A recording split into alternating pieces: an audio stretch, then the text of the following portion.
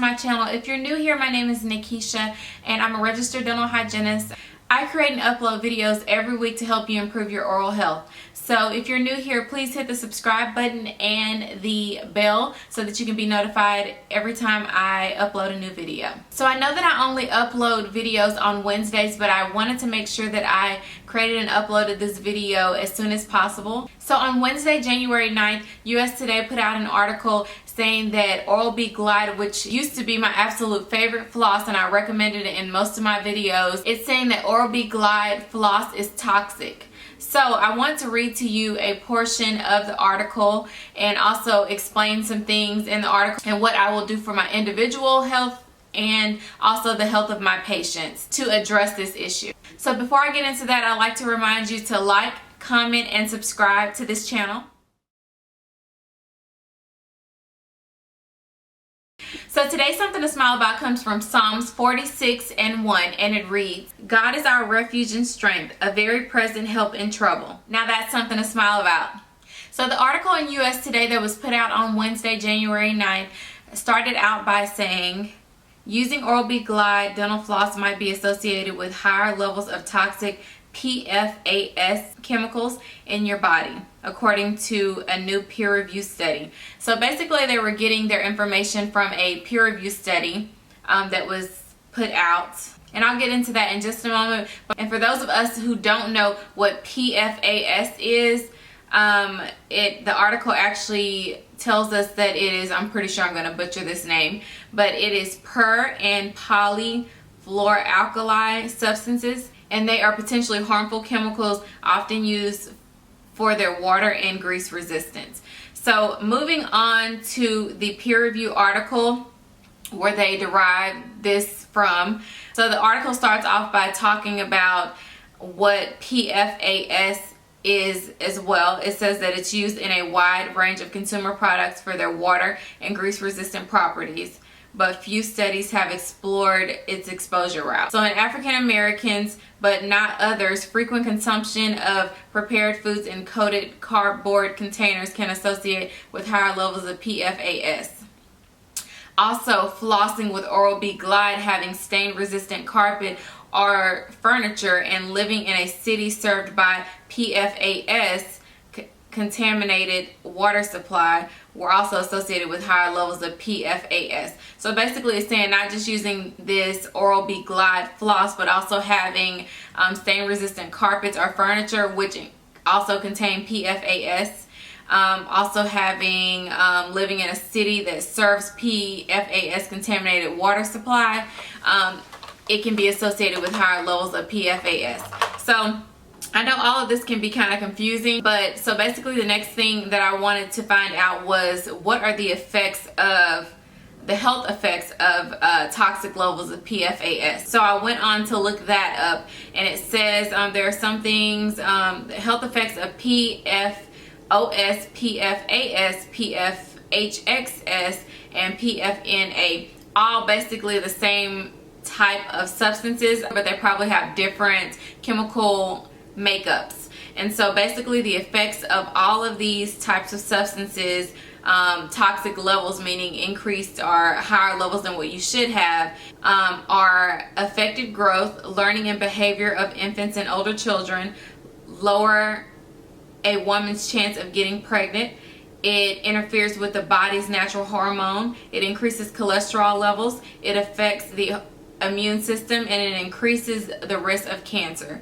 So I mean, there's so many different things out there that can, you know, cause these types of things from happening, but why let it be in something that you use every single day and constantly expose yourself to, such as dental floss? And so it also goes on to say that for the most part, laboratory animals exposed to high doses of one or more of these PFSAs have shown changes of liver, thyroid, and pancreatic function, as well as some changes in hormone levels. So getting back into the US Today article, it says that in statement to US Today on Thursday, Oral-B said that it didn't find any of the substances in the study of its floss. The safety of the people who use our products is our top priority.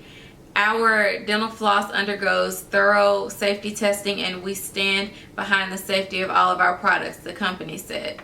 So basically that was a statement from Oral-B saying that there's nothing wrong with their dental floss and it does not contain these substances.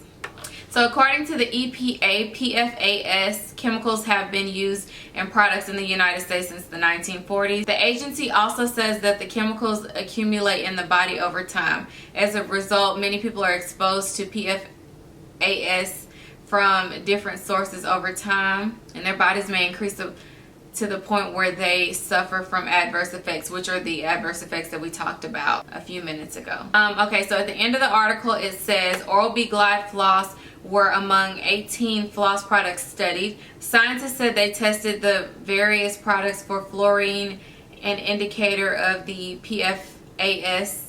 6 of the products had fluorine, including the Oral-B Glide products, and others marked compared to Oral-B Glide. So any of the products that you see that say compared to Oral-B Glide, which would be like the generic versions of the Oral-B Glide floss, then you want to kind of steer clear of those as well if you're trying to avoid this harmful substance. So basically that took me for a whirlwind. I am really kind of upset the fact that I've been using this floss and recommending it to people, and for all of these years I've been using this floss, and it's been a great floss. I've also used it on patients. Many of hygienists have, and now it comes out with these types of claims that this floss could be harmful and toxic substances can build up in your body over a period of time. There's so many different products that come out after years of being used. They do research on it and find all of these bad things have happened to people because of using it. It's like, what do you trust these days?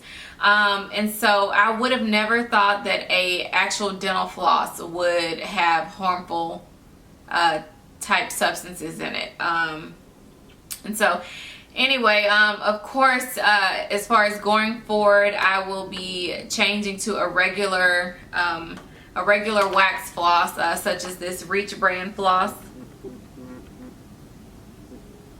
I also have regular wax floss at work that I'll start using on my patients as well. I used regular Oral-B floss such as this one. I used Oral-B Glide Floss, just the regular string floss, on patients many times, and as well as myself. I have a regular one here that I would use on a daily basis and carry around with me. I pretty much had it in every purse, so I'll be making sure I throw that out. And I also use like the little Oral-B Glide Threader floss, which comes in these little individual packets. I don't have one with me right now, but it's like the Floss Threaders. If you look at my Floss Threader video, you'll see what they look like. It's the Threader floss, and it's all connected. It has a rigid end on it, and it actually has the Oral-B Glide floss to floss your remaining teeth after you get under bridges and other appliances. And so I will stop using that as well. I'll go back to I'll either use a different brand, or I will actually use just regular wax floss, and then I'll go in and thread. You also see on that video there was like a blue little floss threader where you thread the regular floss through it and twist it up, and I'll be using that. It may slow me down just a tad bit. Another hygienist, if you choose to go this route, may slow us down a little bit, because I know that those other floss threaders were very convenient when it came to patient care, but I mean, it's doing what's best for our patients and for us on an individual basis as well. So if you're a hygienist, I hope that you will follow me into revising the way that you do patient care, as far as flossing patients and using a regular wax floss, or I wouldn't recommend using a non-wax floss because that can be very uncomfortable, but or even exploring some of these natural brands. If you are not a hygienist, I hope that you will look into using just a regular wax floss, or some of the natural brands that maybe you can get at Whole Foods, or look into. But this is unacceptable for Oral-B Glide to have flosses, things that we use on a daily basis. We trust them with our oral hygiene and the health of our bodies. We trust them, and so this is unacceptable for something like this to come up, and we have to do something about it. So not using this product might be a good idea. I'm just gonna say that. So like I said, personally, I'm going to change the way that I do things on an individual basis, as far as in my profession, and then also for me. I'm not going to use these products anymore. And that's very hard for me to say because, you know, those are my favorite products for the longest, but I really hate to think that it could have done harm to me or to a patient by using these products. So like I said, I'm not going to use them anymore. So basically that wraps this video up for today. I know I'm just kind of rambling on right now, but I did want to make sure that I came out with this video before Wednesday to let you all know, just in case you didn't see the article from US Today. I'm going to leave the link in the description down below for the US Today article. Also, I'm going to leave the link for the peer review article, although the US Today article has a link in it where you can go to the peer review article, but just to make it easy, I'm going to leave it all in the description down below. I'm also going to leave some recommended flosses in the description down below, so that if you're interested in changing your floss up, which might be a good idea, then you can just click on the link and go ahead and order some from Amazon or whatever the case may be. So hope you enjoyed this video for today, even though it wasn't great news, and I hope you found it helpful. If you did, please don't forget to like, comment, and subscribe. Yeah, leave me a comment and let me know what you think about this. I mean, it just took me by surprise. It really did. But why should I be surprised? There's so many different products and different things out here that are turning out to be bad for us. And I mean, all we can do is, once we know about it, then try to fix the problem in our individual lives and let everyone else know, around us, so that it doesn't do any harm to them. Well, I guess, like I said, it wraps us up for today. Until next time, everyone, take care and remember to let your smile shine. Bye.